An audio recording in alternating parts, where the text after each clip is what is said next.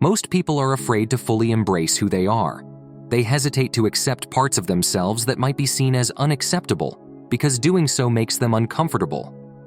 To avoid this discomfort, they split themselves into two parts: the conscious and the unconscious. In the conscious part, they create an idealized version of themselves, pieced together from the aspects of their past they consider good and acceptable. Consequently, in the unconscious part, they bury the traits they see as bad and unacceptable.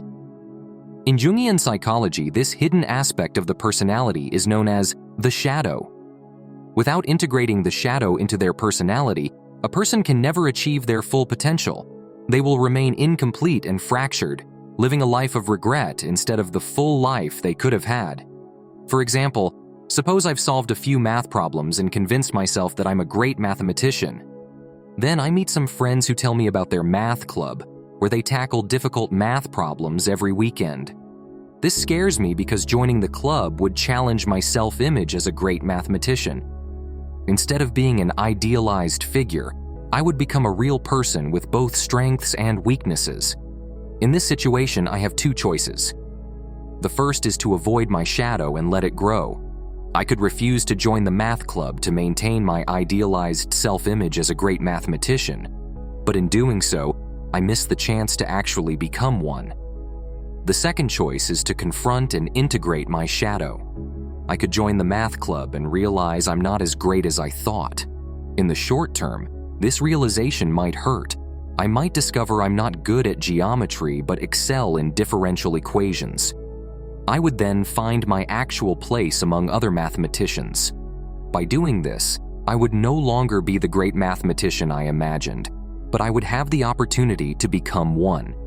I could improve my skills and ranking. In the long run, this would be the best decision I could make. We often prefer to see ourselves as pure potential. We like to think we could be anything we want, but we don't always work to actually become something. We comfort ourselves with the notion that we could achieve something if we wanted to. This is because working towards something makes us aware of our limitations. We become measured and ranked. We are seen for who we really are. This reality is often less enjoyable than our idealized fantasy. But it is real, not a fantasy. Reality can be improved, while a life based on fantasy always leads to disappointment. The path to self-improvement begins with self-acceptance. By embracing and integrating our shadow, accepting our flaws, and becoming who we're afraid to be, we can reach our full potential. If we reject our shadow and selectively accept only parts of our past, personality, and behavior, we remain incomplete. Instead of living a full life, we live one filled with regrets. The choice is yours. In Jungian terms, will you embrace your shadow or reject it? Would you rather fail in reality or succeed only in your imagination? If you're interested in diving deeper into shadow work and integrating the repressed parts of yourself, we highly recommend the book Shadow Work Journal and Workbook by Victoria Stevens.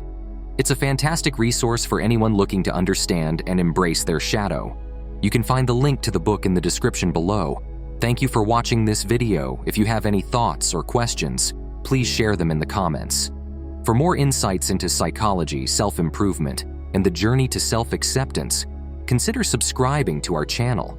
Together we can explore the depths of our minds and strive to live more authentic, fulfilling lives.